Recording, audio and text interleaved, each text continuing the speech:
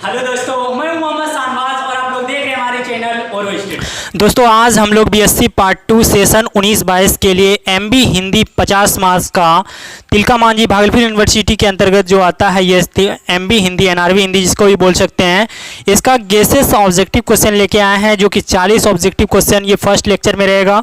फिर दूसरे लेक्चर में आपका 40 ऑब्जेक्टिव रहेगा, फिर तीसरे लेक्चर में 40 ऑब्जेक्टिव रहेगा, यानी कि 120 ऑब्जेक्टिव आपका हो जाएगा कवर। इंपॉर्टेंट ऑब्जेक्टिव बोल सकते हैं और भी ऑब्जेक्टिव लाएंगे जो लगेगा इंपॉर्टेंट, तो इसको जरूर कवर करने का कोशिश कीजिएगा। चलिए चैनल पर न्यू हो तो चैनल को सब्सक्राइब कर दीजिए और ज़्यादा से ज़्यादा फ्रेंड को शेयर करने का प्रयास कीजिएगा। और जी हाँ फ्रेंड्स, इसका पीडीएफ जो मिलने वाला है वो आपको डिस्क्रिप्शन में लिंक दिया रहेगा व्हाट्सएप ग्रुप का। आप सिंपली जो भी सेशन में हैं आप वहाँ से ज्वाइन हो सकते हैं और आप पीडीएफ नोट्स वगैरह जो भी है वहाँ से ले सकते हैं। चलिए फर्स्ट क्वेश्चन की ओर हम लोग चलते हैं। चलिए इसमें 40 क्वेश्चन देखने वाले हैं हम लोग। कितना? 40 क्वेश्चन, वस्तुनिष्ठ प्रश्न। फर्स्ट नंबर क्वेश्चन है आपके सामने, क्या है? आपकी पाठ्य पुस्तक गद्य पद संग्रह के संपादक का नाम लिखे हैं। तो आपके संपादक जो है इस पुस्तक को जो लिखे हैं गद्य पद संग्रह, किताब का नाम क्या है? गद्य पद संग्रह। तो सुखदेव सिंह ने लिखे हैं, प्रोफेसर सुखदेव सिंह चौधरी ने जी लिखे हैं।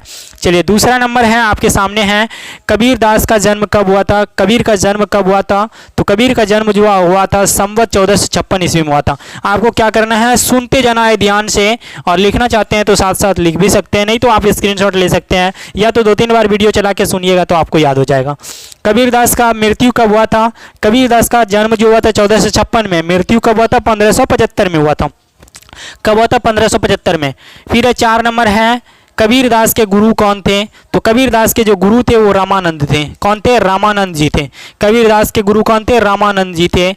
5 नंबर है, कबीरदास किस काल के कवि थे? तो कबीरदास भक्ति काल के कवि थे। किस काल के कवि थे? भक्ति काल के।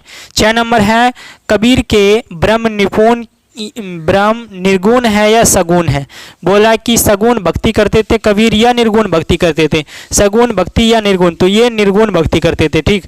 चलिए 7 नंबर है, कबीर ने किस भाषा का प्रयोग किया था? तो कबीर ने जी ने जो प्रयोग किए थे भाषा का अपने पद खंड में, तो वो सदुकड्डी भाषा की थी। क्या भाषा की थी? सदुकड्डी।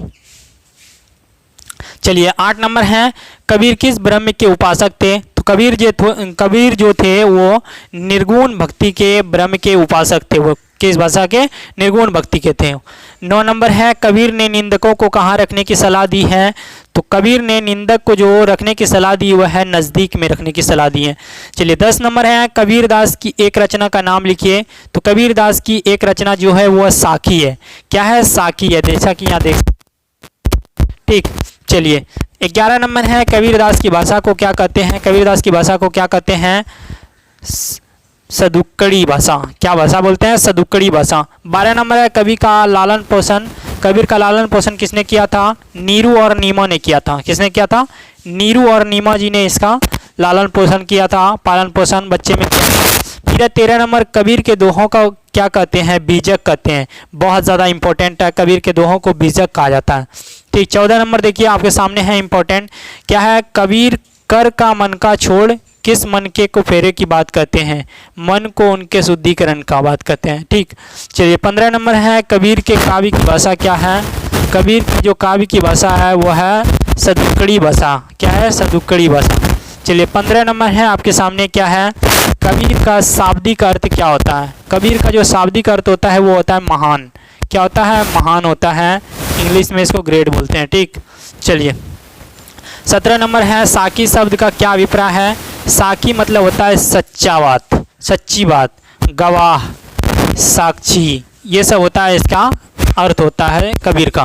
ठीक। चलिए साकी का अर्थ होता है। कबीर के पत्नी का क्या नाम था? कबीर के पत्नी का जो नाम था लोई था। क्या नाम था? लोई।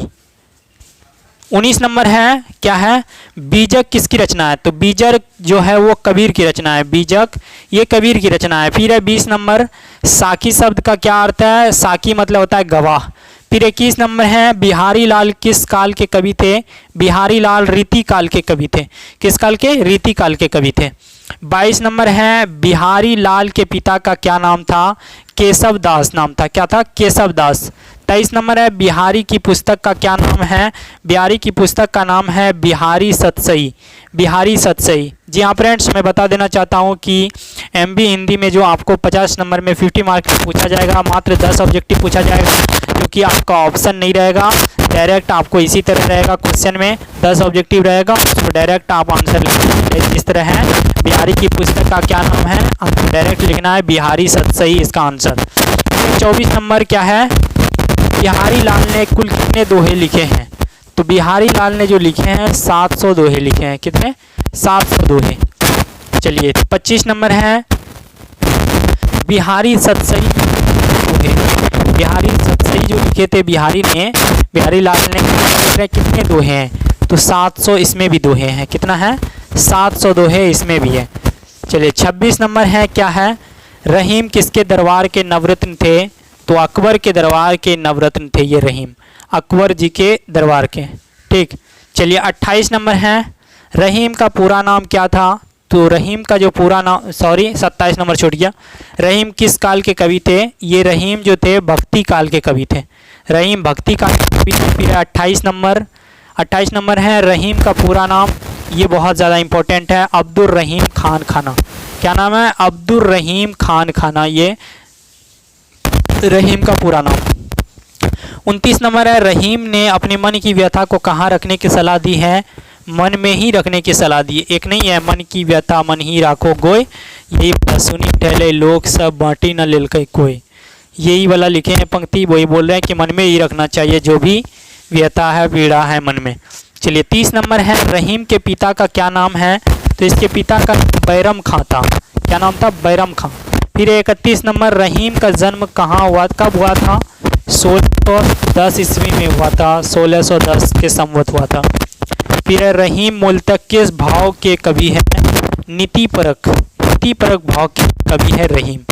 चलिए 33 नंबर है दोहे कितने किस पाठ्य पुस्तक में है? 14 पाठ्य पुस्तकों में रहीम के दोहे छपा हुआ है। ठीक। चलिए 34 नंबर है रहीम के अनुसार सच्चा प्रेम किसका है? मछली का जल से। मछली का जल से।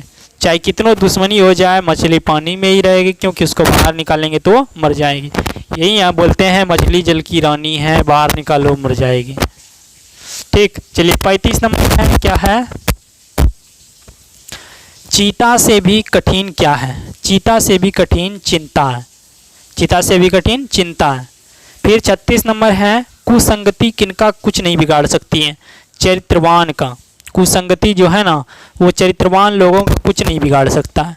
फिर 37 नंबर साई इतना दीजिए जामे कुटुंब समाए। ये जो है पंक्ति साई इतना दीजिए जामे कुटुंब समाए की दूसरी पंक्ति क्या है? मैं भी भूखा ना रहूं साधु ना भूखा जाए। एक पंक्ति दिए थे रहीम जी ने, वो दिए थे कि साई इतना धन दीजिए जामे कुटुंब समाए। फिर दूसरा पंक्ति पूछ रहा है क्या था इसका? तो दूसरा पंक्ति जो है मैं भी भूखा ना रहूं साधु ना भूखा जाए। ये पंक्ति बहुत ज़्यादा फेमस है। चलिए 38 नंबर है निषाद भक्ति के रचयिता का नाम क्या है? तुलसीदास। फिर है हिंदी साहित्योहास के अनुसार तुलसीदास किस काल के कवि हैं? भक्ति काल के। फिर है तुलसीदास का बचपन का क्या नाम है? राम बोला। क्या नाम है? राम बोला। बचपन के नाम है। 40 हो गया। 40 ऑब्जेक्टिव इसमें देख लिया। अब हम लोग 41 से जो देखेंगे, 41 से 80 तक वो देखेंगे दूसरे पार्ट में। ठीक। 3 पार्ट होगा हम लोगों का और पूरा हम लोग का ऑब्जेक्टिव कवर हो जाएगा, इंपॉर्टेंट ऑब्जेक्टिव। और जो भी ऑब्जेक्टिव रहेगा मैं उसको लाने का प्रयास करूंगा, और जो भी सब्जेक्ट है उसको मैं बताने का ज़रूर प्रयास कर रहा हूँ। तो आप बस क्या कीजिएगा, सपोर्ट करते रहिएगा और ज़्यादा से ज़्यादा शेयर वीडियो करते रहिएगा। और एक चीज़, जो चैनल पे न्यू है तो चैनल को सब्सक्राइब भी कीजिएगा और अपने फ्रेंड सर्कल में ज़्यादा से ज़्यादा शेयर कीजिएगा। चलिए फिर मिलते हैं अगले पार्ट 2 के साथ।